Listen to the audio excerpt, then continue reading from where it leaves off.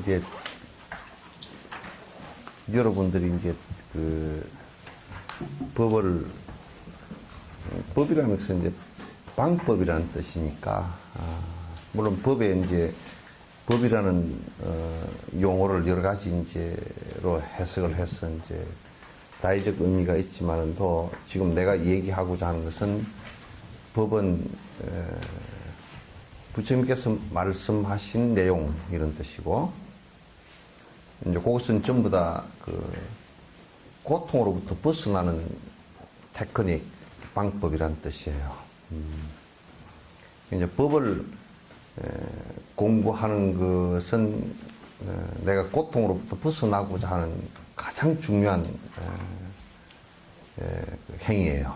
그러니까 그 목표가 분명히 고통으로부터 벗어나는 방법이고, 고통으로부터 벗어나기 위한 것이라는 대전제가 없을 때는 그 방법론은 의미가 없는 거예요.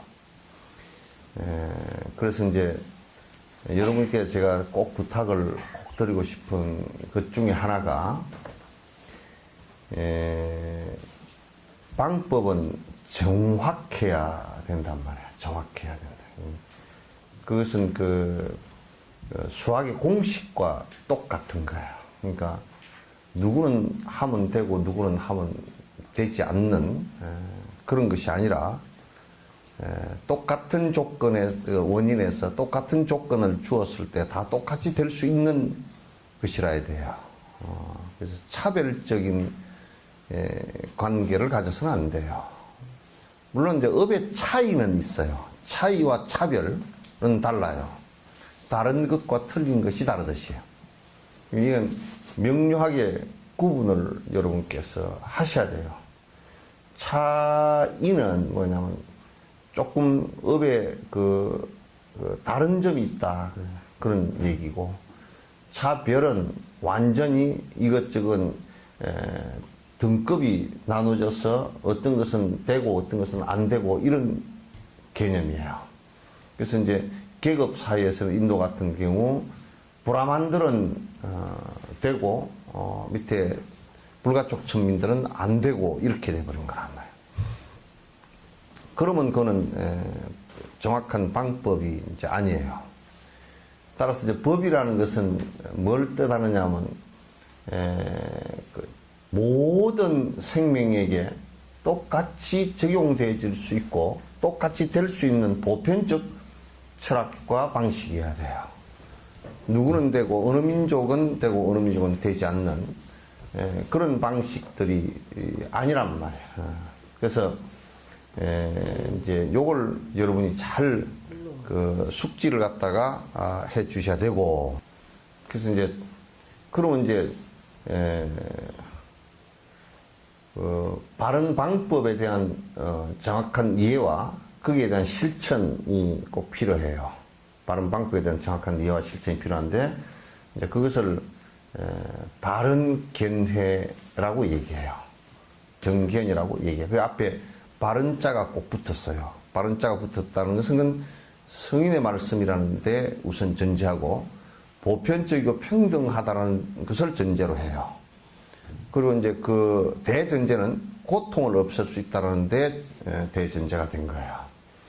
그 다음에 이제 하나는 중요한 것이, 그러면 바른 것은 뭘 의미하느냐라고 했을 때, 우리가 기초적으로 받아들일 때는 바른 것은 뭘 의미하느냐, 그렇게 얘기할 때 바르지 않은 것을 갖다 하지 않는 것을 바른 것이라고 해요.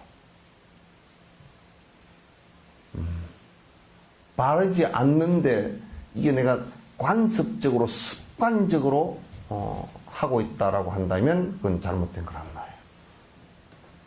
그런데 사람들은 습관적으로 바르지 않은 것을 하면서 나는 지금 바로 간다라고 생각을 많이 해요. 특히 종교적인 부분은 더 그래요. 그건 아주 심각한 거예요. 그래서 이건 바르지 않은 실행법이다, 바르지 않는 곳이다, 바르지 않는, 그게 설사 절이 됐다 손 치더라도, 또 성복을 입고 있다 손 치더라도 바르지 않는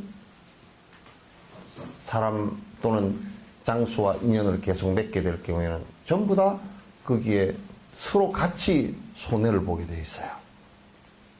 그래서 바르지 않는 것은 안 하는 것이 바른 거예요. 이게 이제 가장 중요한 것인데 한국 사람들이 이걸 대체로 구분을 잘 못하고 뭐 좋은 게 좋은 거고 서로 불편하지 않기 위해서 이해관계와 연결돼도 그냥 그대로 하고 있고 그렇게 지속적으로 되는 것은 굉장히 위험한 게 본인에게 아무런 도움도 안 되고 상대에게도 도움이 안 돼요. 그래서 바르지 않다라는 것은 그러면 우리가 전제할 때 무엇인가? 기본적으로 제일 기본적으로 선이 아닌데 하고 있는 것. 그것이 불교라는 허울을 쓰고 있건 또는 종교라는 허울을 쓰고 있건 아무 상관없이 이건 바르지 않는 것의 가장 단적인 예가 그냥 자기 욕심 부리려고 하는 것들이에요. 이것은 아주 위험하고 서로가 고통스럽고 서로가 고통으로 자꾸 몰고 갈 수 있는 원인이 돼요.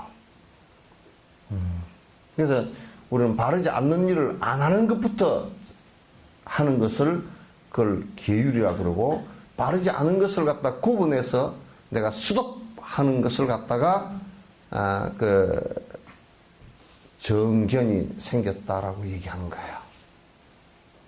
바른 견해가 생겼다 그렇게 얘기하는 것이란 말이에요.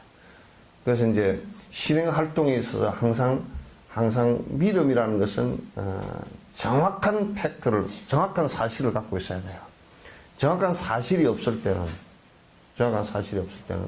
그건 굉장히 허망하고 또는 인과가 전혀 좋은 결과로 올 수가 없는 것이에요. 그래서 난 이제 여러분이 한국의 실정에서 바르고 바르지 않는 것을 갖다 구분한다는 것이 굉장히 또 어렵다라는 것은 알아요. 왜냐하면 그 방법을 가르쳐 준 적이 없기 때문에. 다 비슷비슷하게 그 불상 모시고 다 비슷한 승복을 입고 다 비슷한 천수경을 치고 앉았고 하니까 그러면 다 그게 형식상으로 볼 때는 다 비슷하니까 바른 거 아니냐라고 하는데 거기에 우리가 똑같은 상황을 하도록 예를 들면 어떤 사람이 나무를 베서 장작을 만든다라고 할 때 장작을 만드는 행위 자체를 가지고는 바른지 안 바른지를 몰라요. 그러나 그 목적성을 놓고 보면 분명히 달라요. 근데 장작을 패서 내가 한 짐 팔아다가 그걸 갖다가 시중에 팔아다가 돈을 벌어서 술을 한 잔 먹어야 되겠다 그러면 나쁜 거예요. 이 장작을 내가 해다가 어르신 노인네 아주 추운 방에 내가 방이라도 하루 종일 따뜻하게 해줘야 되겠다 그건 바른 거예요. 장작을 패는 행위를 가지고는 몰라요.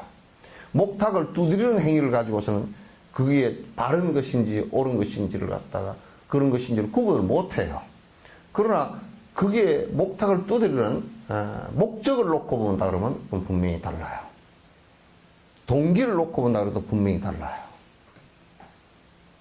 그래서 그걸 우리는 명료하게 구분할 수 있어야 내가 공양을 한 것의 결과도 내가 스승을 향한 결과가 나올 것이고 그렇게 될 거예요. 그렇지 않고서는 거듭거듭 자꾸 내가 선행을 한다라고 하면서 또 한꺼풀 쏟고 있고 또 한꺼풀 쏟고 있고 거듭 반복하게 될 거예요. 이걸 우리가 명령을 하지 않으면 바른 길을 갖다 갈 수가 없어요. 그래서 정확하게 그거는 바르지 않다라고 했을 때는 특히 수행을 하는 사람들은 이를테면 여러분들은 세속에 살면서 저 사람이 술을 먹고 참으로 허랑방랑하다. 근데 뭐 학교 다닐 때부터 동창이니까 그냥 만나고 어쩌고 저쩌고 뭐 그렇게 하고 밥도 한 끼 같이 먹고 그런다. 그래서 그 사람에게 무슨 이익이 있고 본인에게는 무슨 이익이 있겠어요. 그래서 우리가 이제 그 친구나 주변 인연을 갖다 사귈 때, 특히 종교적 인연을 갖다 가질 때는 매우 신중해야 돼요. 매우 신중하지 않고서는 그 사람이 이끄는 대로 가서 나는 그 사람이 이끄는 대로 안 가네. 그렇지만 그 사람이 하고 있는 자기 욕망이 맞는 부분을 갖다 본인도 하고 있다는 것을 갖다 느낄 때는 참 암담해지고 그 보살행으로 바로 나아가지 못하고 정법행으로 나아가지 못해요.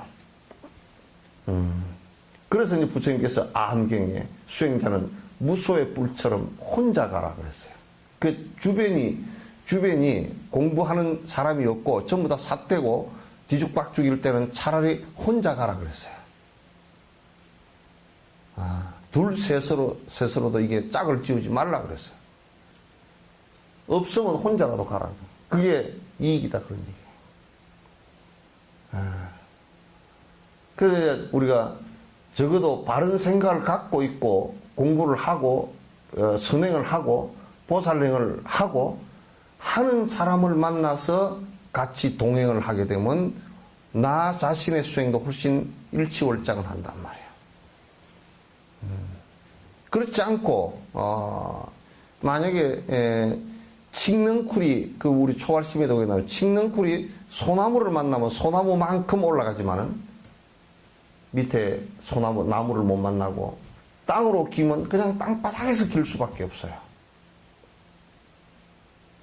그와 똑같아요. 그래서 아주 좋은 벗을 바르고 착한 벗을 가까이 하고 친근연선하고 원리 악오하라는 얘기가 그게 아주 기초적이면서도 가장 중요한 수행 방법의 중에 하나예요. 보조국사도 정의결사문에서 그 얘기를 해놨어요. 그래서 보면 이제 본인에게 삿된 생각이 잔뜩 있고 삿된 생각이라는 건 결국 욕심으로부터 비롯돼요. 자기 욕망이 거듭하면 그 욕망에 물을 부어줘서 그 욕망의 것이 종교로 옮겨 붙어서 자기가 성취감을 느낄 수 있는 그런 곳을 본인 스스로가 찾아가게 돼 있어요. 그래서 이제 무당부닥거리를 찾아간다든지 무슨 이상한 짓 하는 자들을 찾아간다든지 또는 차기의 총무원장이 누군가 그래가지고 그쪽에 가서 또 권력 따라서 또는 금력 따라서 왔다 갔다 하든지 또는 안 그러면 이름이 붙어 있는 대로 아주 저게 큰 이름이구만 앞에 대자가 붙었구만 그걸로 찾아다닌다든지 자기 눈으로 보는 대로 찾아다니게 돼 있어요. 그러면 평생뿐만 아니라 다음 생 그 다음 생에도 거듭 수행의 길은 놓치고 말아요. 놓치면 어쩌냐 그냥 별 상관없잖아요. 그렇지 않아요. 놓쳐버리면 그냥 언제 지옥으로 처박힐지 사막도에 처박혀서 언제 나올지 모르는 결과가 와버려요.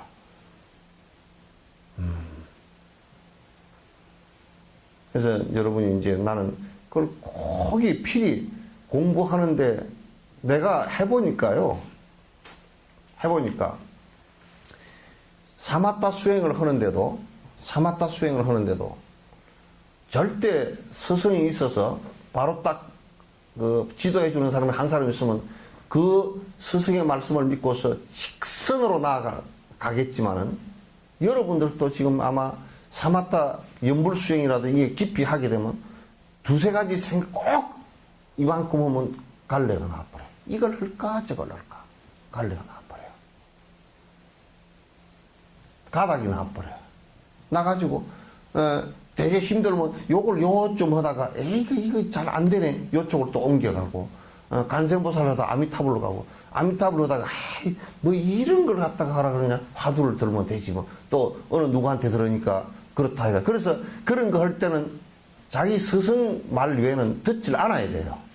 그래서 더더욱이 다른 데 찾아가서 기가 얇아서 분별을 할 수도 없는 사람이 그냥 계속 아무데나 줄줄이 다니면서 이 소리 저 소리 주워 들어가지고 실제로 정진을 하고 나면 할 때는 다 헷갈리기 쉬워요.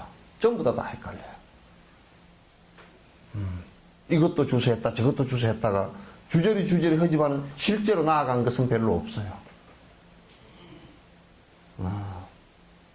그래서 이건 대단히 우리 한국 불교에서 심각한 문제가 되어 있어요.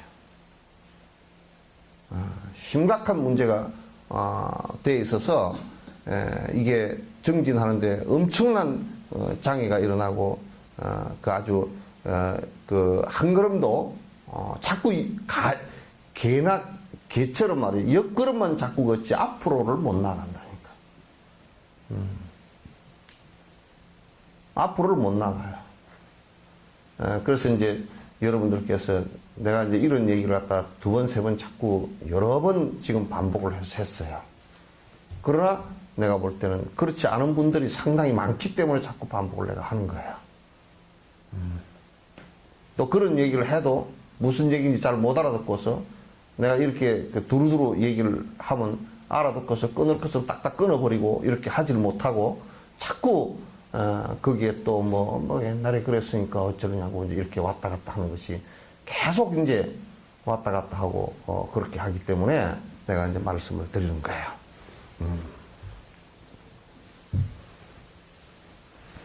뭐 이제 우리가 대체적으로 그 믿음이 약하고 바른 법에 나아가는 믿음이 약하고 그렇기 때문에 이제 그런 얘기를 하면 석전사 스님은 지절에만 다니라고 저런가 보다 하고 또 그 아주 의심을 일으켜 버리기 때문에 그 의심병이 일어날까 싶어서 그 얘기도 함부로도 하지도 못해.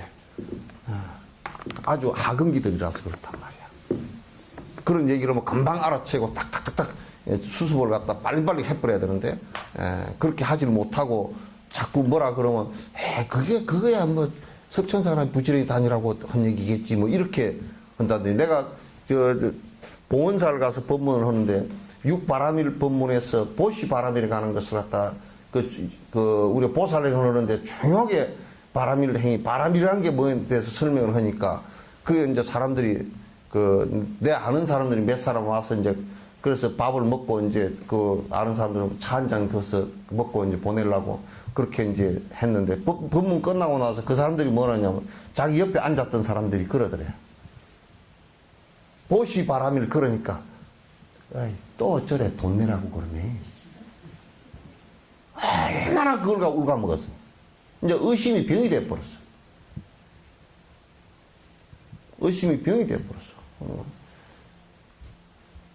진옥스님이 또 주지스님이 아마 돈 많이 내라고 이렇게 불렀나 보네. 저들끼리 이제 속닥속닥.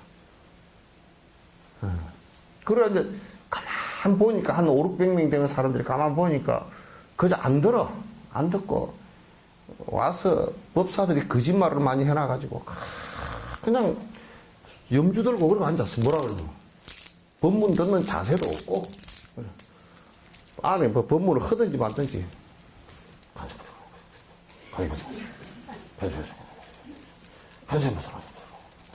이것만 하고 안 들어.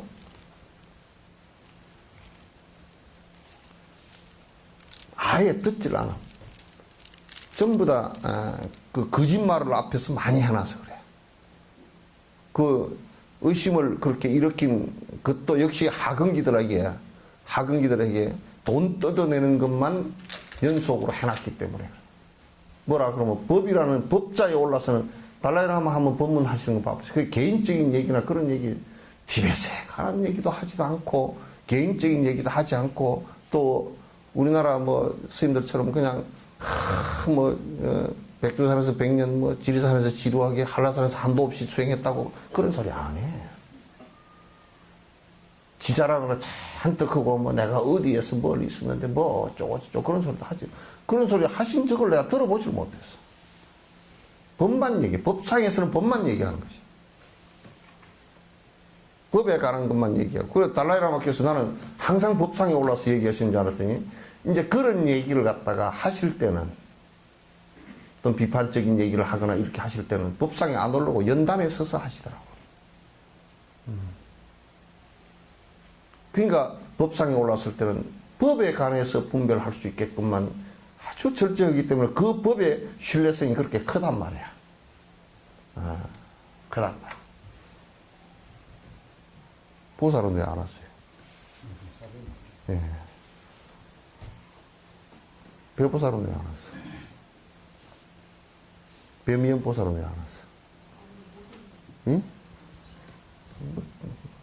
지금 이거 보고 앉았으면 내한테 혼 좀 나야 돼. 2주 안 나오고 한 주 나오고 그거 뭐야? 2주 나오고 한 주를 안 나와도 혼나야 되는데.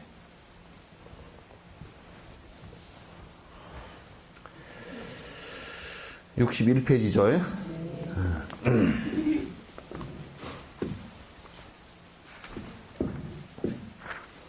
몇 번째 단위예요? 가르침의 본래 의미나 중요한 목적과 관련하여 그 내용이 사실이거나 유효하다면 다른 목적과 관련하여서도 그 유효한 면을 추론으로 이해할 수 있습니다. 가르침을 수행하는 중요한 목적은 명확한 선성의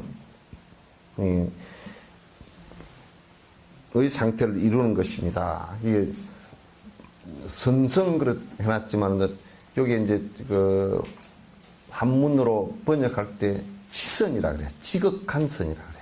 여기 이제 선과 악의 분별회적인 선이 아니고 지선이다. 지극한 선에. 일체 종지를 이루었다라는 것은 뭐냐면 지극한 선에 이르렀다. 그러니까 분별선이 아닌 지극한 선에 이르렀다 그래. 일체 종지를 이루었다. 그럼 우리가 공부를 하는 목적은 다른 데 있는 것이 아니고, 그도 말하지만 목적이 분명해야 돼요. 그것은 뭐냐면, 번뇌를 완벽하게 벗어나기 위한 목적 외에는 없어요.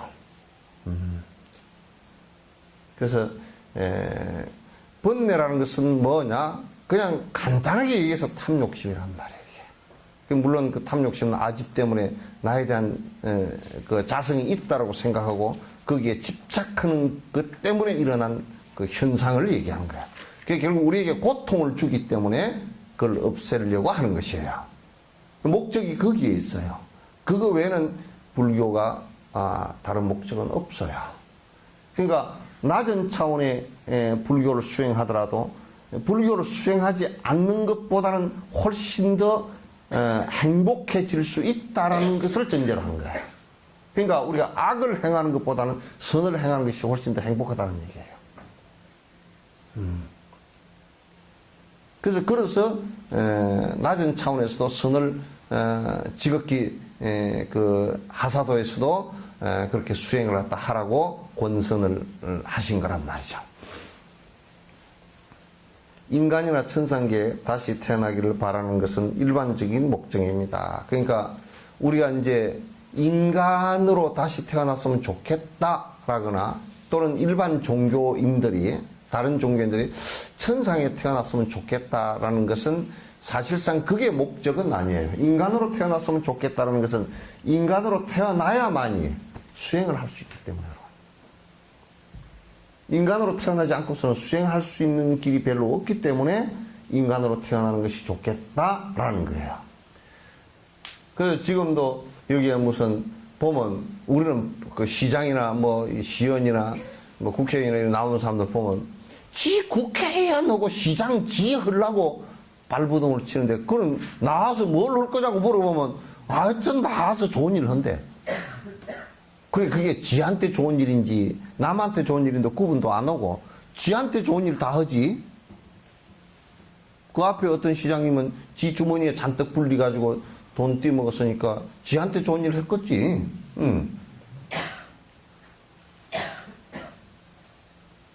그러니까 우리가 인간으로 태어나는 것도 목적이 아니고 그거는 무엇을 하기 위한 수단이란 말이야. 경과조치란 말이야. 그럼 제일 수행하기가 좋은 때가 인간이기 때문에 인간으로 다시 태어나는데 그나마 또 인간으로 태어났는데 그냥 아주 몸이 허약하다든지 아주 박복하다든지 또는 머리가 아주 나쁘다든지 무슨 그냥 욕망이 너무 강하다든지 그렇게 태어나가지고 불법을 바로 옆에 두고서도 그게 무슨 소리지 못하고 누가 얘기한다 그러면 슬슬 도로 뒷바퀴에서 가버리고 뭐 이제 지독 스님이 여수에 와서 30년 동안 법무를 했네 그랬더니 나는 이 뒤에 우리 복순이라는 개가 짖어서 하면 하도 그게 쓸데없이 짖거든. 지는 쓸데 있어서 짖겠지만 내가 그래서 쟤가 개가 왜 짖나 하고 저녁에 나와서도 이렇게 개 짖는 데를 이렇게 봐. 왜 짖나? 지 혼자 겁이 많아서 짖어서. 저런 바보 같은 놈이 간이 어디 붙었다 말았나. 그런 이제 사실상 좀 많은 그 상처를 입고 자란 놈이라서 이제 그렇게 하다고 이해는 하는데. 진옥 스님이 여수에서 30년을 멍멍 짖고 앉았는데 저 자식 왜 짖나 하고 들여다보는 놈. 내가 왜 짖나 좀 봐주시오. 그래도 안 오더라고.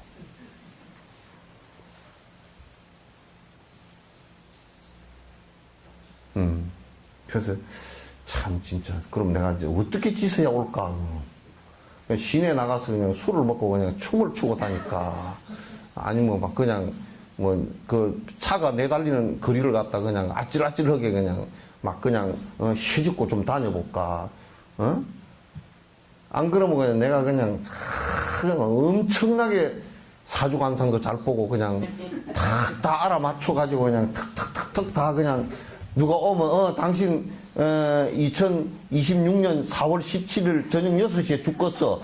그렇게까지 좀 해줄까?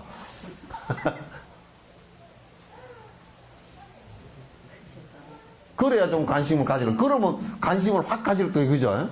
내가 여수 시내 이렇게 옛날 산산을 보니까 그게 막 이제 좀 무당절 지어놓고 막 그런 사람들 가운데 이렇게 보면 그때 막 그 사람이 신발이 좋아가지고 막 탁 알아맞추고 그러니까 사람들이 막 말로 대에서 들고 대에서 날았대. 그게 무슨 소리인지 알죠? 또 못 알아듣구나.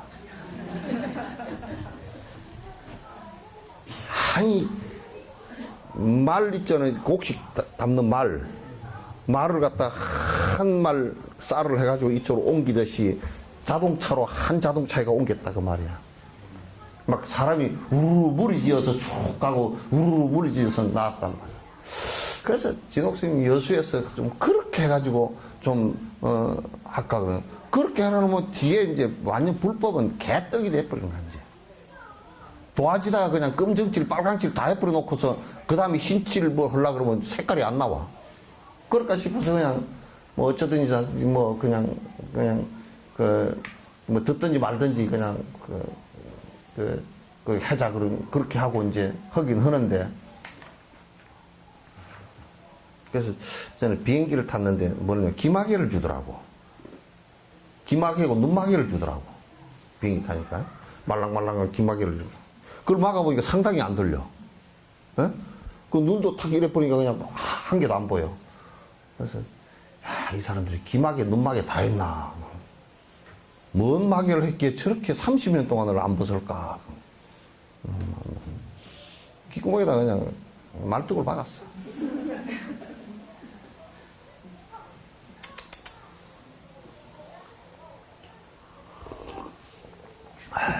지 죽으라고 부르면 팔딱 쫓아나가고 술 먹세 그러면 호락 쫓아나가고.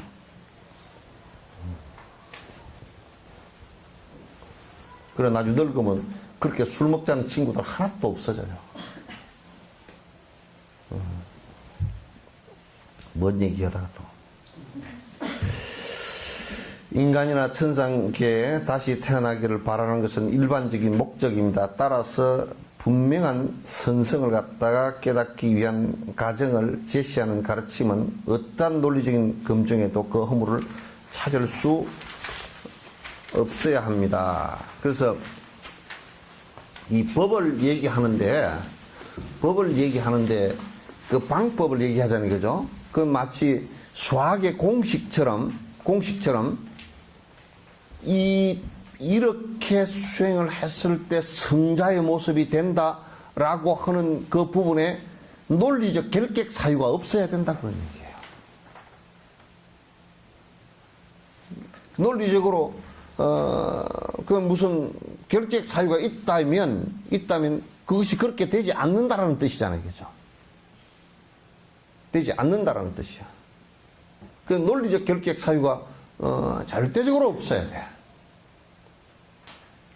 없어야 돼요.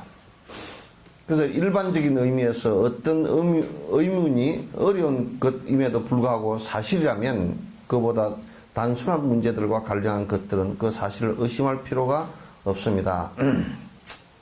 근데 내가 이제 요 얘기를 하나 할게요. 제일 쉽게 얘기할 수 있는 방법이 뭐냐면, 이 세상에 사람이 왜 태어났어? 이 우주가 왜 생겼어? 그러면, 절대 뭔 신이 하나 있어가지고 후다닥 만들어버렸다. 그러면 간단하죠, 그죠? 어째 만들었냐? 그러면 증명하는 것은 이제 안 돼. 그러나, 그 현상 자체를 아는 사람이라도 설명을 하려고 하면 상당히 힘들어. 복잡해. 설명하기가 쉽지 않아.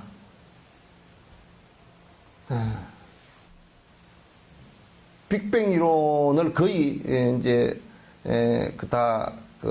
마지막 단계에서 검증하고 있는 그 호킹 같은 사람도 사실상 일반인을 대상으로 해서 그 빅뱅 이론을 갖다 설명하기라는 게 쉽지가 않아. 아주 물리학자들, 수학자들 놓고서 그냥 칠판에 한 칠판 2, 30개를 써가면서 수학적으로 해나가면 그 사람들은 거기에 단련됐기 때문에 저 공식이 저렇게 맞고 저기에 답이 저렇게 맞고 거기다 또 뭘 대입해서 맞고 이렇게 해서 그 답이 맞구나 이렇게 되잖아. 그죠? 되는데 모르는 사람은 그렇게 해놔놓으면 이거 지금 뭐야 저게 이렇게 될 수밖에 없잖아요. 사실 그래서 이제 공성이라든지 연기라든지 인과라든지 또는 공성으로부터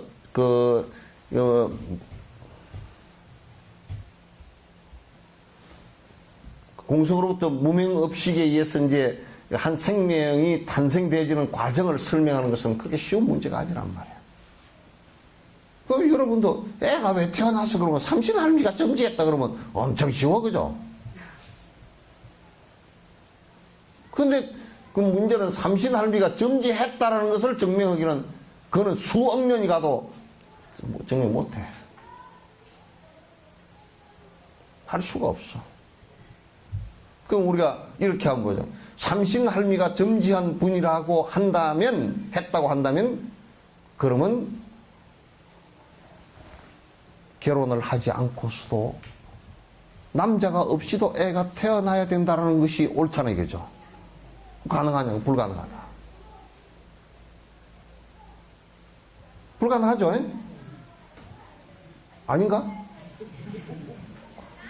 삼신할미가 점지를 한다 그러면, 그렇게 능력이 있다 그러면 남자가 아기를 낳아도 맞단 말이야. 왜 해필이면 여자만 아기를 낳아? 그거 안 되잖아. 그러나 그것은 세세생생이 지나가더라도 정확한 그 설명을 하기가 어려울 거야. 논증하기가 어려울 거야.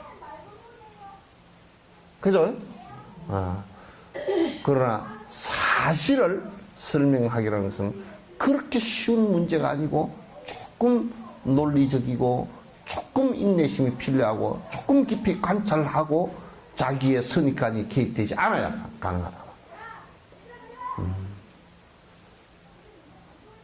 그래야 가능한 것이다.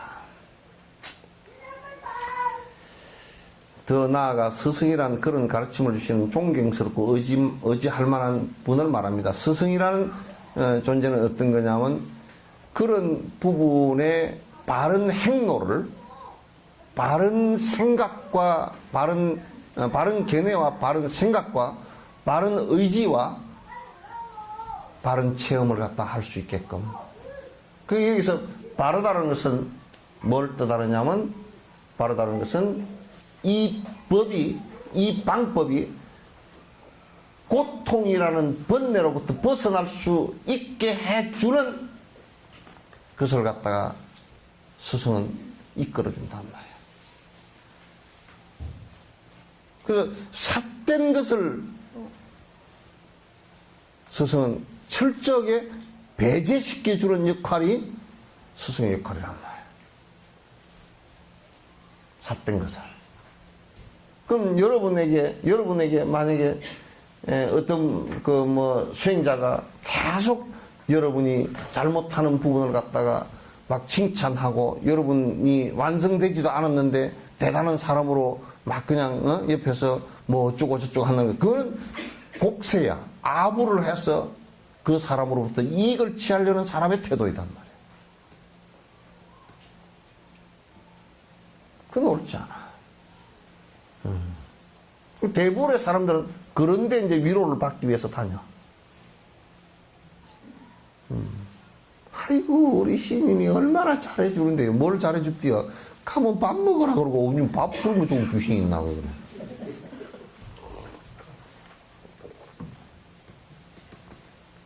그게 지 창을 빼먹는 짓인지 모르고.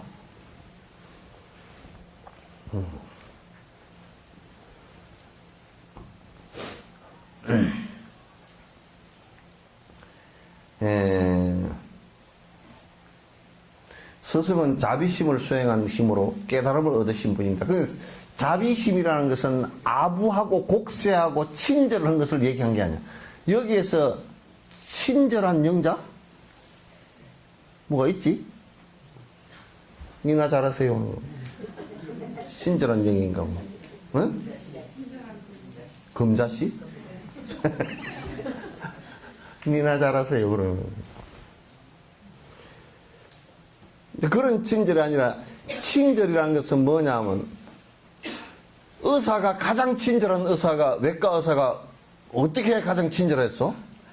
배를 째서 환부를 도려내주는 의사가 가장 친절한 의사야.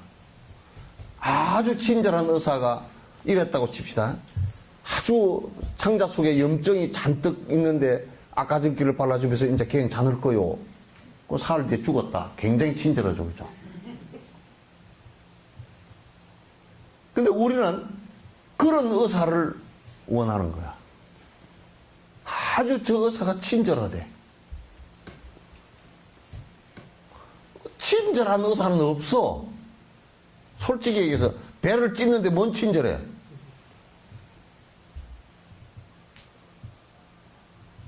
그래야 안 그래요? 그러니까 의사가 친절한 의사가 없는 것이 약을 주는데 전부 다 그게 독약이야. 그죠?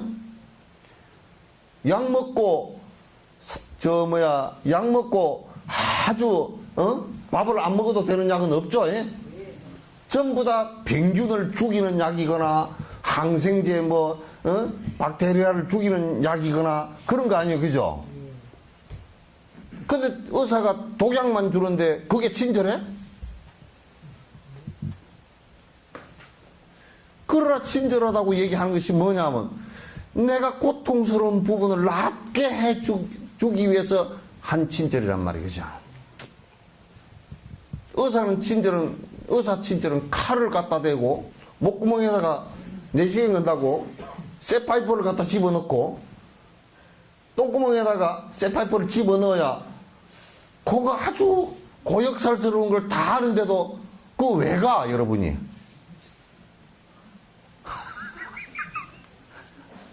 왜 가, 그 길을? 예? 그 살려고 갔지, 그죠? 그러니까 살려주는 아픈 곳을 없애주는 것이거든. 그 스승은 그런 친절함을 얘기하는 거야. 스승은.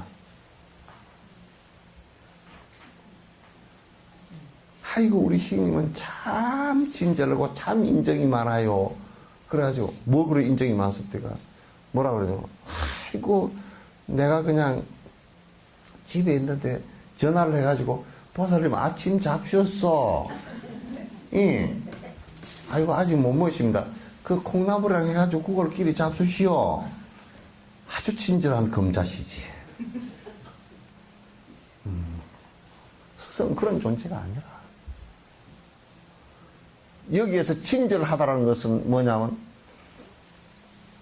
번뇌를 벗어날 수 있는 방법을 세밀하고 친절하고 실행할 수 있게끔 인내심을 갖고 가르쳐 주는 것을 친절하다 그래.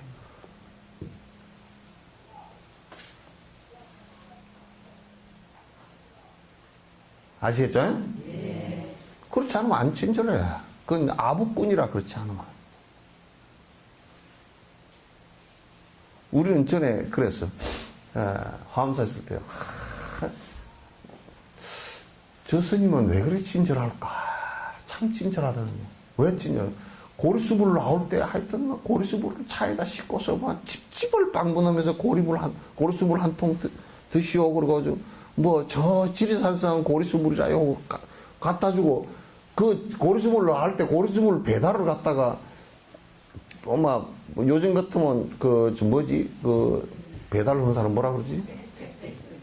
택배 말고, 퀵 서비스 하는 사람처럼, 막 잘 갖다 주더라고. 와, 저 사람은 저렇게 부지런해. 나중에 보니까 전부 다 고리수물 한 통을 먹고서 신도가 가만히 있지를 못하잖아. 아이고, 시님이 고리수물을 해가지고 와서 이까지 갖다 줘서 어떡한데. 그러면 이제 가서 이제 그걸로 시줄래. 그러니까 뭐냐, 그거는 가봐보니 고리수물 장사라. 에이, 빌어먹을 거냐.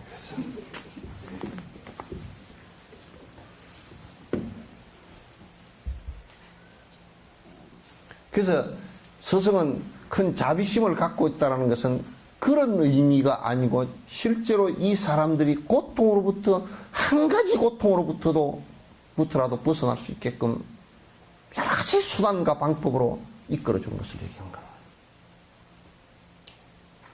근데 우습더라고. 나는 25년 동안 술 먹지 말라고 그렇게 공격을 해도 기어코 처먹더니 죽더라고. 그래서 내가 방편이 엄청 약하지. 만날 때마다 내가 막 협박을 하다시피 하고 막 공갈 협박을 막 했거든. 그렇다고는 간암 걸려서 뭐 죽게 되고 어쩌고저쩌고 막 해도 그래도 뭐라 그러냐면 아이 스님 그래도 한잔 해야 살맛이 나죠. 뭐 맨날 그래. 맨날 그러더니 뭐 결국은 안 돼. 그 한 가지도 못 고쳐줬어.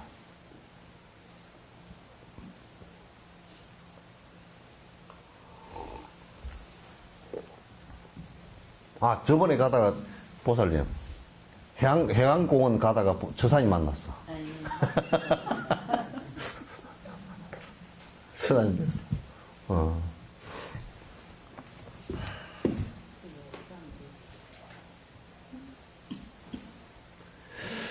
스승이 가진 커다란 자비심은 모든 중생을 이롭게 하려는 진실한 동기에서 비롯된 것이다. 스승은 이 동기 자체가 중생들이 고통으로부터 나게 하고자 하는 동기에서 비롯된 것이지 다른 동기가 없단 말이야. 설사 고리수물을 들고 다니더라도 정말 그것이 글쎄 내가 뭐 고리수물을 들고 다니면 중생이 왜 고통에서 벗어날 수 있지? 이해가 안 돼. 지금도 안 돼. 고리수물을 먹고서 뭐 고통에서 벗어날 수 있는 게 있는가? 한번 생각해봐. 뭐가 있는가?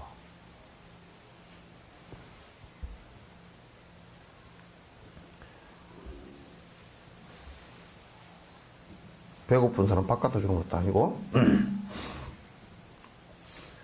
그렇게 큰 자비심의 힘으로 스승은 제자가 장애를 제거하여 보다 완전한 상태에 이를 수 있도록 도움을 주며 깨달음에 이를 수 있는 과정에 대한 가르침을 줍니다. 그러니까 스승으로서는 제자가 여러 가지 정신적 결계 또는 복의 결함, 자량공덕의 결함으로 인해서 장애가 오는 부분을 갖다가 스승은 미리 예측하고 그 장애가 오는 부분을 갖다 벗어날 수 있도록 그리고 지금 당장 안 되더라도 그 뒤에 그게 벗어나지도록 지금 그 벗어날 수 있는 씨앗들을 갖다가 길러주는 것이란 말이야. 그게 이제 스승이 해야 될 도리들이야. 그것이 안 되면 안 돼. 부처님은 스스로 경험하신 깨달음에 비춰 가르침을 펴셨습니다. 부처님께서 보리사에서 깨달음을 이루시고 이렇게 하면 되는구나. 그래서 당신이 새 프로그램을 짠 거야. 방법들을. 그 앞에 프로그램들은 외도 수행의 프로그램들이었기 때문에 실제 깨달음에 도달할 수 있는 것이 안 됐거든. 그래서 부처님께서 그때부터 말씀하시기 시작한 게 사성제와 12연기를 갖다 말씀하기 시작했다.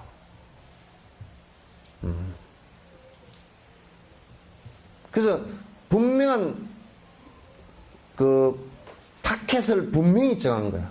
고를 없애기 위한 것이라는 거. 사람들이 모두 다 괴로워하는 것은 듀카, 이 고 때문에 그렇다는 것을 갖다 너무나 정확하게 판단하시고 그 고를 없애는 방법이라는 것이 어떤 것인가를 갖다 정확하게 당신이 체험하고 그 방법을 갖다가 공식을 만들었단 말이에요. 그걸 우리들에게 평생을 말씀을 해 주신 거야. 이게. 전부 다.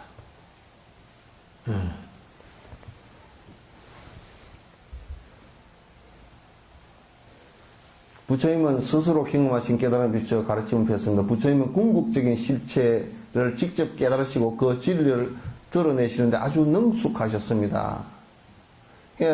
이 능숙한 정도가 내가 리처드 기어하고 얘기를 하면서 리처드 기어 당신 달라이라마를 어떻게 보느냐 그랬더니 아주 노련한 스승 그러더라고. 노련한 선생님이라고.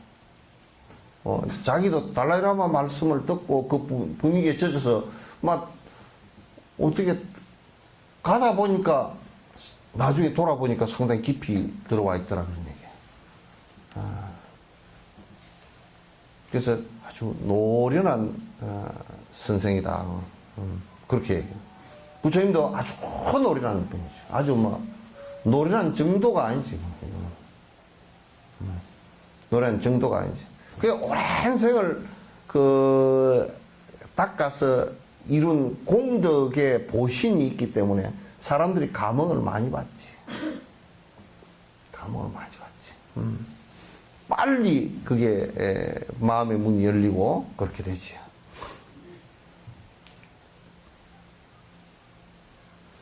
부처님의 헌신은 무조건적이고 지칠 줄 모르는 것입니다. 그러니까 부처님의 헌신은 썰렁객으로 하자 그러면 아주 세신보다도 헌신이야. 하도 맨발로 다니셔가지고.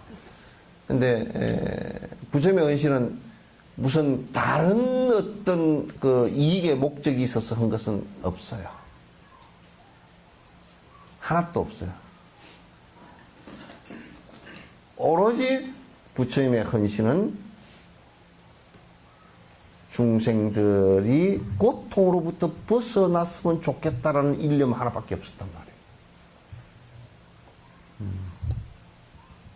일생 동안 하신 일이, 일생 동안 아니라 만약에 그 전생 오래오랜 생이 있었다면 오랜 생 동안 하신 일이 전부 그것밖에 없단 말이에요.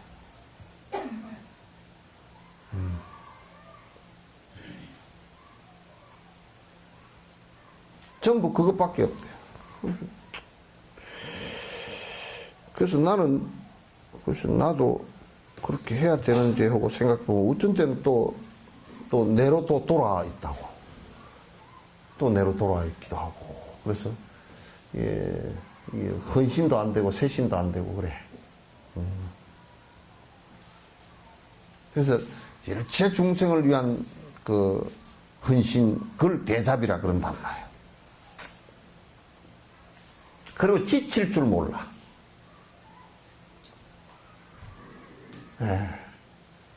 이건 달라이라마도 그 비서들이 전부 다 이제 법문도 좀 줄이시고 적게 하시고 외국에도 좀 안 나가시고 그러면 더 우리가 오래 뵐 수 있고 좋겠습니다. 그러니까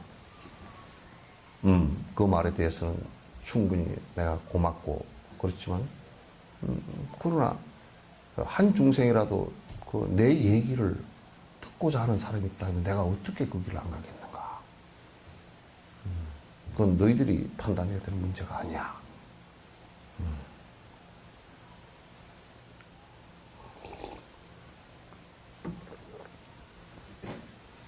참 헌신적이야. 그리고 그 법회를 하는 중간에 사람을 만나는 것도 어떻게든지 당신 그 한 사람이라도 그 사람이에게 그 좋은 말씀 한마디라도 해줘서 그 사람이 발심할 수 있도록 만들어 주시려고 아주 시간을 쪼개서 만나신다고.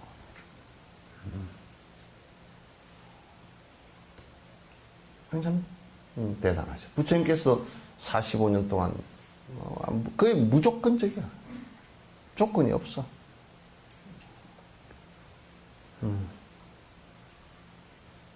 조건이 없어. 부처님은 아무도 관심을 가지지 않았던 일을 영겁의 세월 동안 중생들의 이익을 위하여 준비해 왔습니다. 그래서 삼아승직업 동안을 갖다가 준비를 하신 거야. 완성에 이르도록. 사람들이 관심 별로 안 가졌어, 그 부분에서. 어떻게 하면 권력을 많이 차지해가지고 많은 나라들을 차지해서 많은 민족들을 죽이고 지배하고 뺏고 해가지고 내가 영웅이 돼서 내가 행복하게 살 것인가 이런 걸 궁리했거나 그 징기스칸 같은 사람이나 딱 그런 사람들이 그랬지. 또 어떻게 하면 내가 돈을 많이 벌어가 떵떵거리고 살까 뭐 이런 얘기들. 또 안 그러면 내가 어떻게 하면 저 좋은 천국에 태어나서 내가 그냥 영원히 복락을 누릴까 하고 그런 생각들. 또 뭐 중국의 도교 같은 경우는 어떻게 하면 이 세상에서 산채로 등선, 신선이 돼서 그 우리 어릴 때 그렇게 들었다니까. 지리산의 원효 스님이 지금도 산대. 그때 어릴 때 이게 뭔 소리야.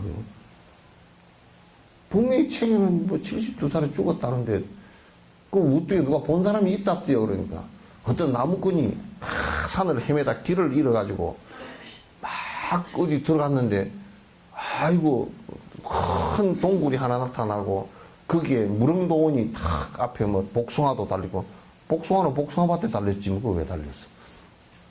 그런데 그게 탁 바위에서 바둑을 두고 앉았는 두 노인이면 수염이 이렇게 긴 노인이 둘이 앉아서 바둑을 두고 있는데 그래서 원효라고 얘기했다고. 그래서 나오니까 뭐 500년이 지나갔대나 뭐 어쨌든 지게를 바깥에 두고 갔는데 지게가 흔적도 없이 사라져 버렸대나. 어쨌든 그 소리를 갖다 내가 화엄사에서 그냥 여러 사람한테 들었어. 그래서 그때 헷갈려가지고 이게 진짜 원효가 그때 등선을 해서 그 등선도 아닌데 그럼 고은 최치호는 지금도 해인사 어디 골짜기에서 사는가? 홍지동 계곡에서 사는가? 뭐 그런 생각도 하고 이제 어릴 때는 그랬어. 그래서 뭐 간신히 이 몸을 갖다 뭐 호흡을 어떻게 하고 해가지고 오래오래 살고 신선이 되어서 뭐 어디 뭐 올라가고 뭐 어디로 올라가. 나는 3,500 올라가니까 죽겠더만. 8,000m를 올라갈 거야. 어디로 올라갔다 하면 고드름이 돼버릴 거야. 그런 험한 소리들을 갖다 그런 것을 갖다 추구하고 살면서 뭐 그냥 인생이 어쩌고 저쩌고 뭐 등선을 했니 신선이 됐니. 그래서 나는 이 사내반점에 가가지고 신선 그림을 보고 이제 밥 먹으려고 짜장면 먹으려고 보면 그 신선 그림이 이렇게 7선 7신선 뭐 유명한 신선이라 그럽디다. 근데 보니까 전부 다 고혈압 환자 같다. 배가 이만큼 나가지고 그냥 얼굴이 보니까 눈이 푹 튀어나 이래 가지고 부채 들고 앉았더니 보면 또 고혈압 환자 같은 저게 무슨 신선이야.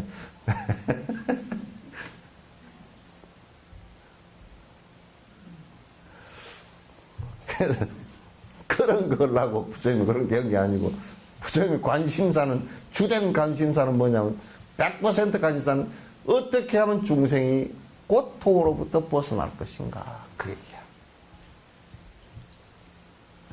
그리고 그걸 성취를 했단 말이야. 그걸 대각이라 그래. 깨달음이라고 그래. 여러분이 믿는 것은 그걸 믿어야 돼.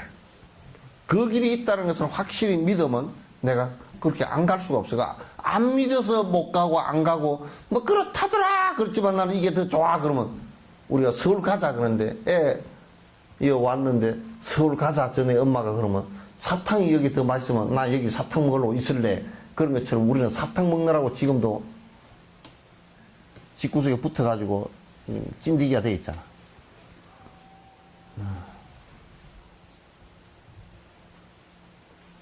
아이고 집구석이 이게 사탕 맛이 이제 없고 사탕이 이게 험한구나 느끼고 나서 보면 이미 죽을 때가 다 됐고.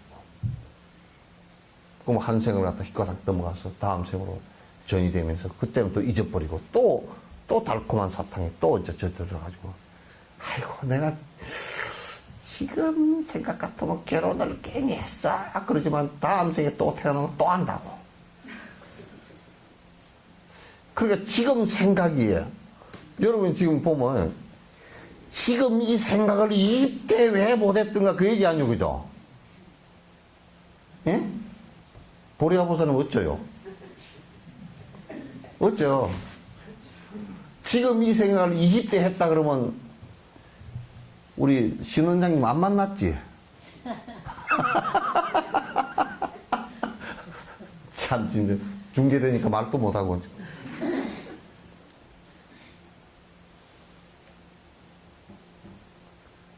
이게 그렇게 계속 쏟고 뱅글뱅글 도는 거야. 문제는 20대 그 생각이 안 난다는 거야. 또 기차 간 뒤에 탈 걸 그 생각이 난다는 거야.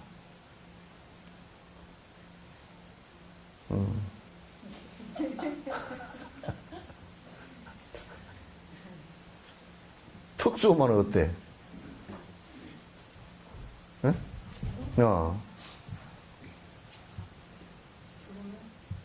다음 생에 또 올 건가? 지금 같은 수 없습니다. 어? 지금 같은 수 없습니다. 지금 같으면 안 한다고? 근데 그때 잊어버린다니까 또? 그러니까 지금 생각보다. 근데 잊어버리고 또 하고서 그때 가서 또 나이가 한 60대면 아이고 내가 그때 괜히 했다 이런다니까? 니만 먹나 나도 하는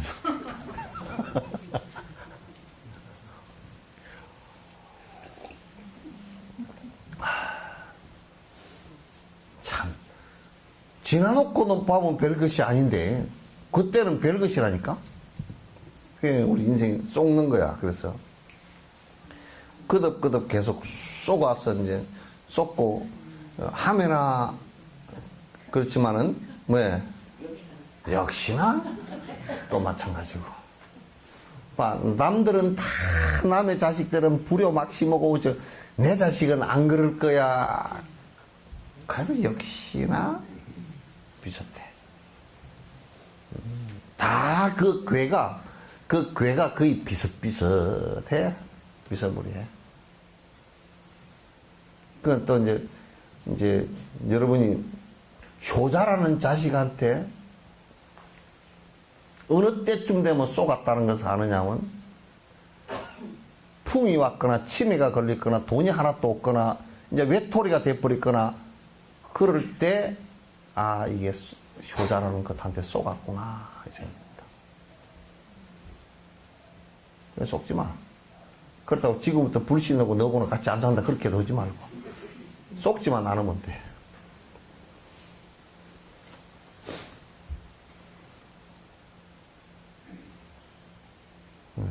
그때 이제 자식이 뭐 좀 그렇거들랑 그래 내가 미리 진작 생각했다 그럴 줄 알았다 속으로서 그렇게 생각하면 좀 덜 수원어지죠. 나중에 그때 가가지고 네가 그럴 줄 몰랐느니 내가 너를 어떻게 키웠느니 내가 너를 갖다 10개월 동안 뱃속에 품었고 어릴 때 젖먹 있고 뭐 진자리 마른 자리에 가라 그래갖고 네가 돈이 얼마나 들어갔는데 공부하는데 어떻게 하고 옷을 어떻게 사이고 애들이 뭐라 그런 줄 알아요? 그게 당연한 일 아니요? 그래도 자식이 부모를 모시는 일은 당연한 일이 아니야. 그러니까 별로 속지 마시오. 왜 힘이 그렇게 대답이 힘이 하나도 없어. 별로 속지 마시오. 그냥 그렇다. 그리고 이제 그냥 인연이 조금 다른 사람보다 좀 깊었던 사람이고 다행히도 악하지 않은 것만 해도 참 다행이다. 그렇게 생각하고 사시오.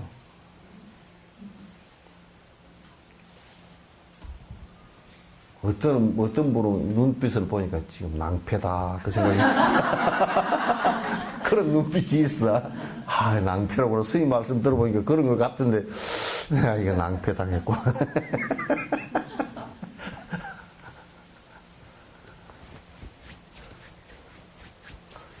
그러니까 우리말에 참 맞아. 품의 자식이지. 품 안의 자식이지. 품 바깥을 넘어갈 때는 벌써 싫어! 그러고 뒤로 돌았을 때는 청개구리 시절만 지나가면 그냥 헛거야. 싫어! 그러고. 앞니빨 빠져가 내려버리면 할 때 그때 알아봤어야 돼. 부처님은 아무도 관심을 가지지 않는 이해했고요. 이러한 점들을 고려하고 이해함으로써 여러분 스스로 부처님의 가르침에 대한 신뢰를 가질 수 있도록 해야 됩니다. 부처님 가르침에 대해서 깊이 자꾸 듣고 이해를 하려고 그래요. 여러분이 이제 요 정도 들었으면 됐지 않느냐? 그 순간 여러분은 정상만도 아니고 그건 지옥으로 떨어지는 행로가 돼.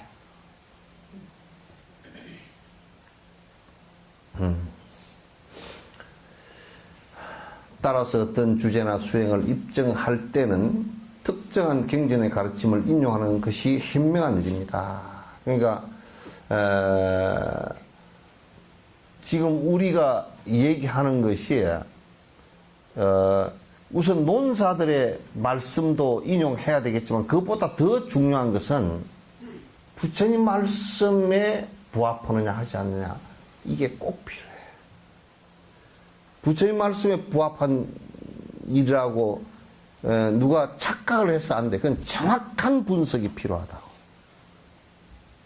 요런 얘기는 부처님께서 이렇기 때문에 했습니다라는 정확한 분석이 필요하다만 두리뭉실하게 그냥 대충 어디 코미디에 누구 신동민인가 누구 임동민인가 네? 장동민인가 장동근이는 아니지. 그 사람이 뭐 대충 뭐 어째가지고 그러면 안 돼.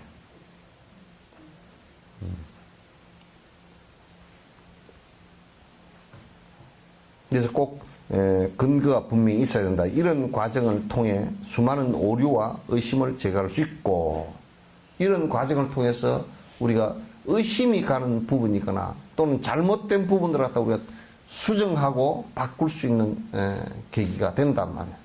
새로운 통찰의 힘을 얻기 위한 목적을 이룰 수 있습니다. 자비의 근본은 평등심에 있다.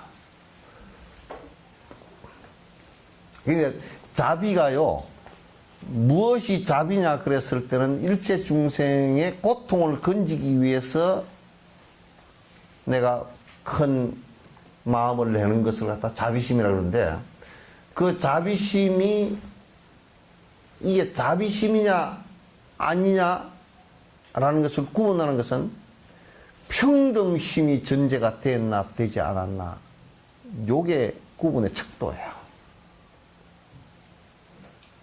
그러니까 이제 우리가 내 아이가 아프면 아이고 내가 병원을 얻고 쫓아가지만은 나무 아이가 아픈 때는 무관심하다라고 했을 때는 그거는 자비심이 아니고 애정일 뿐이에요. 애정일 뿐이에요. 우리가 이제 이를테면 처음에 문수복장에 어르신들 무료급식을 했단 말이야. 그러니까 뭐라 그러냐면 무료급식을 하는데 어르신들이 여러 번 빠져 자꾸 안 나와. 그래서 나는 혹시 굶고 못 나오시는가 싶어서 알아보라 그러니까 그 다니시는 분들이 교회 다니시는 분들이 목사님한테 가서 여쭤보니까 거기는 밥 먹으면 안 된다 그랬대. 그 왜 안 됐냐 그랬더니 내가 이제 두 어르신한테 물어봤어. 여쭤보니까 뭐라 그러냐. 거기는 악마들의 밥이니까 그 밥을 얻어먹으면 지옥을 간다 그래 버렸단 말이야. 그러니까 이제 할머니들께서 이제 죽을 때는 다 됐고 지옥을 가면 큰일 났거든. 그냥 안 와. 안 와. 그래서 내가 가만히 생각해 봤어. 내가 지옥 갈 밥을 했나.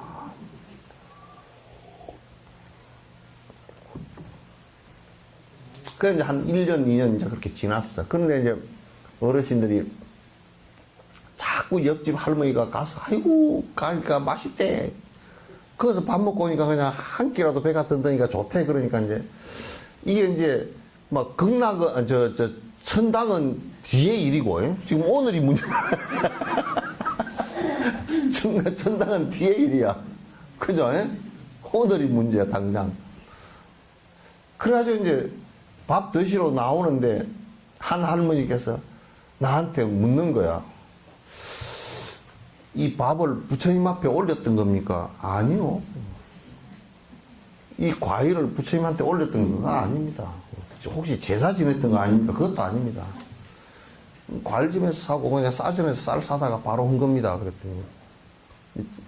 그랬더니 아 그럼 우리 먹어도 되겠네요. 아 드십시오. 먹는 명분을 찾는 거예요. 아이고 우선 내 얘기 한번 들어보십시오. 뒤에 산수갑산을 가더라도 오늘 배고파 죽는 것보다 낫습니다. 오늘 배가 안 고파야 됩니다. 그랬더니 지옥을 안 갈까요? 그러더니 내가 알기로는 지옥을 절대 안 갈 겁니다. 내가 장담을 하죠. 이 밥 먹었다고 지옥 갈 리가 없습니다. 자기도 그렇게 생각이 되는데 그래도 겁이 난다 이거야.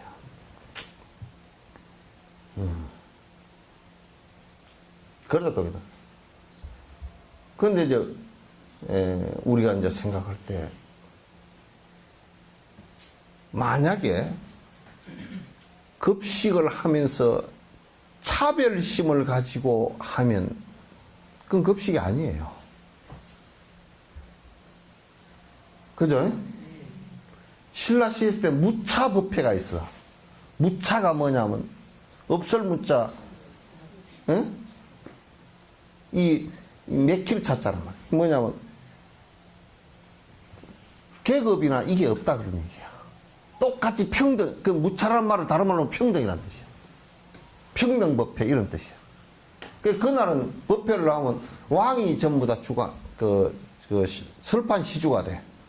그 왕이 공양을 다 하는데 백성들이 누구나 와서 왕도 그날은 뭐냐면 바닥에서 스님들과 똑같고 거지들과 똑같이 밥 먹는 거. 이거 참 좋은 제도인 것 같아, 그죠? 똑같이 밥 먹어. 그래서 자비심에 있어서 평등심이 전제가 되지 않고서는 안 된단 말이야. 그래서 이제 밥 먹으러 가지 말라는 것은 성경에도 그런 얘기가 밥을 갖다 구분해서 먹어라. 네가 이 밥은 지옥에 가고 저 밥은 천당에 가고 그런 얘기는 없겠지. 질투심에서 한 소리겠지. 그거는 그렇게 얘기한 사람이 지옥행이지. 어떻게 밥을 어려운 사람이 밥을 한 끼 얻어먹는 것은 그건 지옥을 가겠어요. 그죠? 그래서 언제든지 평등심을 갖고 해라. 그런 우리 불자들은 그게 좋아. 아직 내한테 그런 태클을 건 사람이 한 사람도 없거든. 뭐냐면 왜 석천사 우리가 시주원 돈을 가지고 복지관에다 그렇게 줘가지고 복지관에서 기독교인들이 밥을 왜 먹소? 그렇게 시비를 건 사람 한 사람도 없죠. 예? 그렇게 했다가는 내가 날벼락이 떨어질 거예요.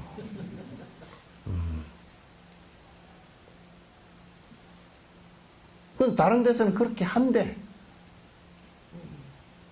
왜 우리가 주는 돈을 가지고 다른 이교도들이 밥을 먹느냐고. 우리가 그 돈을 왜 줘야 되나? 너무 협량하고 협소한 소리잖아요. 그죠?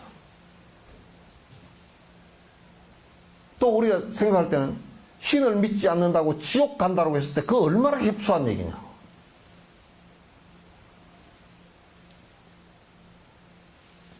그건 안 맞는 얘기지.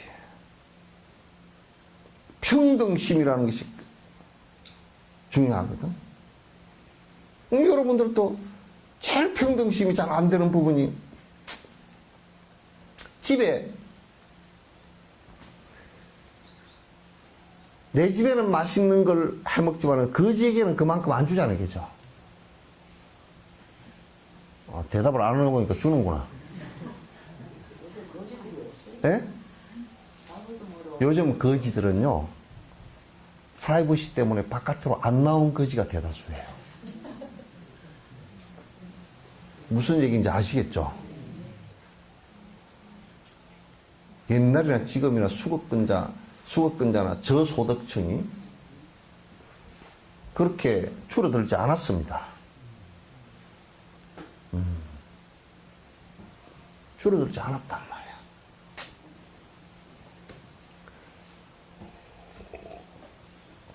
말이야.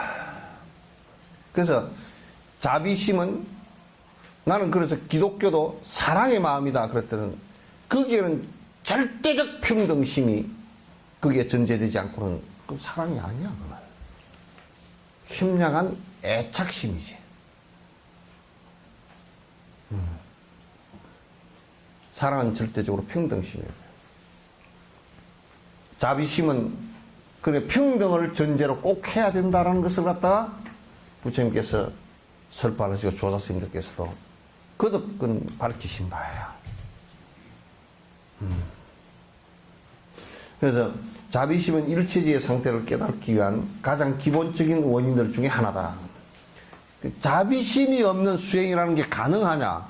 이건 불가능하다. 자비심이 없는 수행이라는 게 전혀 불가능하다.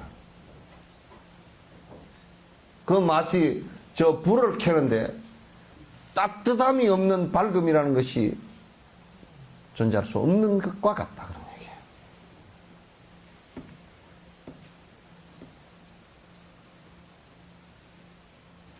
평등과 자비심이 전제되지 않은 사랑과 박애라는 것이 있을 수 있는가? 완전히 불가능하다. 그러니까 깨닫기 위한 중요한 조건 가운데 하나가 보리심, 자비심. 그 자비심의 핵심이, 확보되어야 될 핵심이 평등심이다. 자비심은 수행의 시작 단계이나 중간 단계, 그리고 수행을 다 마치고 나서도 중요한 일이다. 자비심은 보리심을 이루는데 일체 중생이 고통을, 육도윤회를 하면서 고통을 거듭없이 거듭 받는다라는 전제를 놓고 그 고통을 건지겠다라는 것이기 때문에 보리심의 원인이 되기도 하고, 그렇기 때문에 깨달음의 가장 중요한 조건 중에 하나예요. 그리고 이제 수행을 시작할 때도, 보리심을 발심할 때도 마찬가지고, 또 우리가 육바라밀을 실천하는 것도 마찬가지고, 자비희사의 사무량심을 행하는 것도 마찬가지고, 사습법을 행하는 것도 마찬가지고. 그래서 또 부처님께서 깨달음을 이루시고 난 연후에도 45년 동안 잠시도 쉬지 않고 계속 설법을 하셨던, 중생을 위해서 행을 하셨던 그와 같이 처음과 중간과 끝에도 모두 다 자비심이 전제가 된다.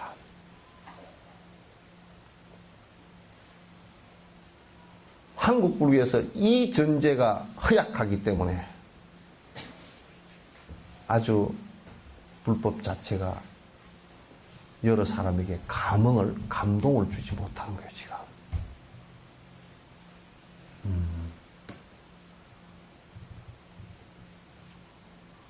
그래서 우리 이제 김구라 씨가 코미디언 김구라 씨가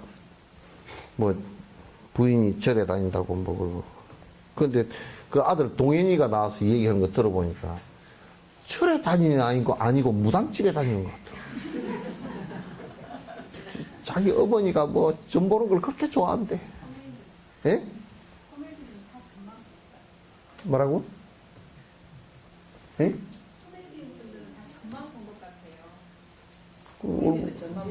그 얼굴에 점도 없더만, 점만. 그래서 아주 그냥 그 얘기를 하는데, 그리고 뭐 그 부인이 아주 술을 잘 마신대. 그러니까 그냥 그게 불교라고 이름을 붙일 수가 없는 상태인데, 그런 상태의 대다수가 지금 우리가 절이라고 하고 있는 대다수의 모습들이란 말이에요.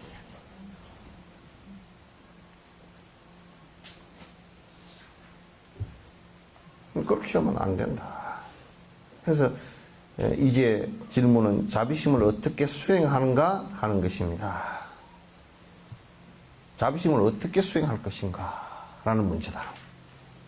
이제 자비를 수행하는 단계에 처음 들어가 어떻게 시작하는가에 대해 설명하겠습니다. 우선 먼저 평등심을 길러서 모든 유정을 향한 집착과 분노를 버릴 수 있는 마음의 심성을 갖다 개발해야 합니다. 이게 이제 평등심 확보라. 그러니까 우리는 여러분이 이 돈을 벌어가지고 돈을 갖다 자식에게 대학까지 보내고 취입장가까지 보내면서 자식에게 쓴 돈이, 한 자식에게 쓴 돈이 얼마 정도 될까요? 어떤 계산에 의하면 뭐 맞는지 모르겠지만 한 5억 정도 된답니다. 그래요. 우리가 이제 요렇게 하나 놓고, 그러면 자식이 3명이면 15억을 썼습니다. 그죠? 예? 썼는데 다른 아이들에게 내가 돈을 벌어서 어려움을 극복할 수 있게끔 얼마를 써줬는지를 한번 비교를 해봅시다.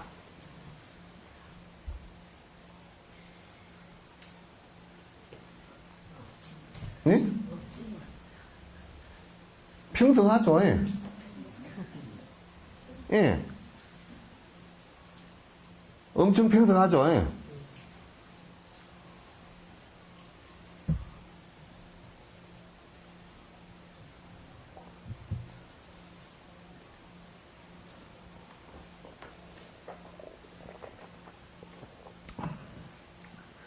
우리가 지금 우리가 실행하는 우리 의식 구조 속에서 자비라는 말을 할 자격이 있는가 한번 생각해 보라고. 평등심이 확보 안 된 자비라는 얘기를 갖다 할 자격이 있는지 한번 봐.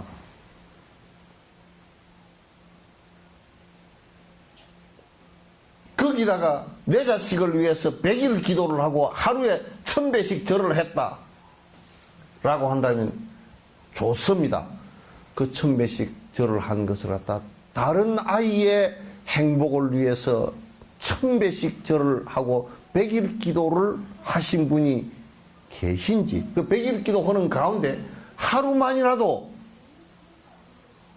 그런 기도를 갖다가 100분의 1이라도 한 적이 있는지 한번 봐보라. 원이차공덕 보거보일체 아등여중생 당생극락국 동견무량수 개공성불도 하고 외우기는 한다고. 나와 모든 중생이 저 가떼가떼 빠라가떼 빠라삼가떼 보디사바 저 깨달음의 언덕으로 모두 다 같이 갔으면 좋겠습니다. 이렇게 했는가? 그러니까 우리는 결국 그냥 내 살기 위해서 한 거고, 내 유전인자를 물려받은 사람들을 위해서 그냥 열심히 그걸 사랑이라는 이름 하에 하고 있던 애착심이. 그런데 우리 지금 여기에 나와 있는 인원만이라도 대성의 마음을 해서 자비심의 평등심을 갖다가 갖춘 자비심을 갖고 여수에서 행을 한다 그러면 그 어느 누구도 불법에 대해서 의심을 가지는 사람이 없을 거예요. 우리가 하는 행 하나하나가 절에 다닌다고 하면서 다른 사람들이, 절에 안 다니는 사람이나 다른 이교도들이 볼 때 절에 다니는 사람들이 저렇게 이기적인 사람들이다라고 했을 때는 그네들에게 우리는 엄청난 죄를 범하는 거예요. 왜냐하면 그네들에게 의심을 일어나게 전부 다 만들어버린 거라. 불법이 뭐가, 부처님, 아이고, 별 볼 일 없네.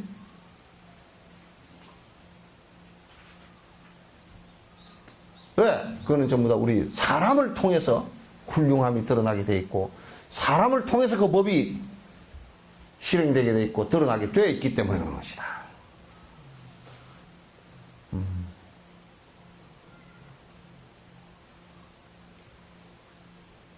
이런 얘기를 하면, 뭐, 얘기로서는, 아이고, 그렇겠다라고 얘기할지만, 실행을 조금이라도 하려고 노력을 하십시오. 그러면, 아이고, 제가 지금 뭐, 저 같은 사람이 뭐, 이렇게 해버리고 한다고요.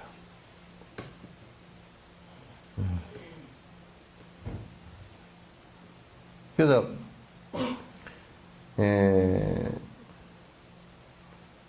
자꾸 평등한 마음을 가지려고 부단히 노력을 해야 된다. 평등심을 가지려고. 그렇게 하지 않고서는 내가 점점 내 자신과 내 착심에 의해서 전부 다 돌아갈 수밖에 없는 상황이 될 것이다. 그런 얘기예요.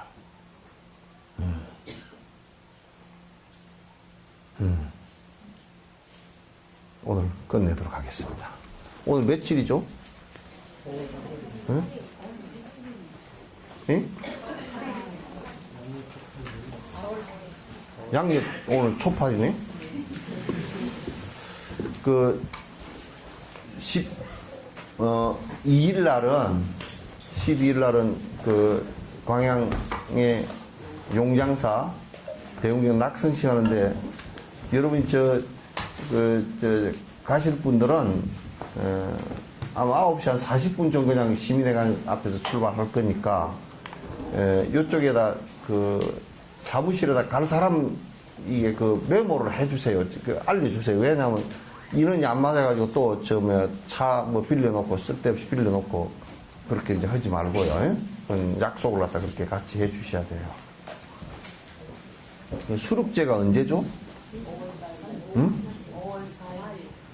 5월 4일 날, 5월 4, 5월 5, 5월 6일이 또 그건데, 촉파일인데, 그렇게 이제 5월 4일 날 수륙제 하는 것도 여러분께서 이제 접수도 해 주시고, 관심 가져 주시고요. 그래서, 5월 6일 날은, 전체 그 하루를 갖다 여기서, 석정사에서 지내는 것으로 그렇게 하십시오. 왜냐하면 오전에 이제 그 법요식을 하고 오후에 오전에 이제 내충 스님 오실 거예요. 오셔서 법문하시고 기도하시고 법문하시고 그 다음에 갓비품 이렇게 드릴 거고 그 다음에 이제 여기 욕불하고 이렇게 갓비품 드리고 이렇게 남은 점심 이렇게 잡수시고 바로 먼저 잡수신 분들은 올라오셔가지고 여기에다 사리 모실 거예요. 사리가 5월 한 2일이나 3일 정도 되면 한국에 도착할 거예요. 하면 여기에다 이제 그대로 모실 거니까 올라와서 바로 친견하시도록. 사리가 한 지골사리인데 내가 보니까 지골사리라 그러는데 지골사리가 아니고 이 팔목인 것 같아요. 여기인 것 같아요. 사리가 요 뼈가 아닌 것 같아. 근데 부처 어디냐면 델리 박물관에 사리 다 배치했다가 이제 발견된 사리랄까 델리 박물관에 그거 있거든. 그거는 여기 뭐냐면 엉치 있죠, 그죠? 요 사리예요. 근데 그거는 이제 이렇게 좀 쪼개져 있는 그런 모습이 그대로 있더라고요. 있고 이제 그리고 그 사리하고 그 다음에 그쪽에서 이제 분사리가 10과가 더 올 거예요. 와서 이제 모시고 저한테 이제 분사리 존자님께서 주신 그 분사리가 이 좁쌀 알만하게 되어 있던 것이 좀 커졌어요. 커졌는데 이제 그게 이렇게 작게 5개가 더 옆에 붙었어요, 또. 그래서 이제 그 사리하고 전부 다 물론 지골사리라고 하는 사리하고, 그다음 분사리가 한 6과 정도, 이렇게 이제, 모시도록 할 거니까 여러분이 챙겨날 수 있는, 기회를, 주변 분들도 이제 오후에 뭐 저녁 9시, 10시 때까지는 전부 다 모실 거니까, 오셔서 챙겨 다른 절에 갔다가도 와서 이렇게 챙겨하실 수 있도록 그렇게 주변 분들에게 많이 좀 이렇게 연락해서 보실 수 있도록 그렇게 해주시기 바랍니다. 자, 끝내도록 하겠습니다.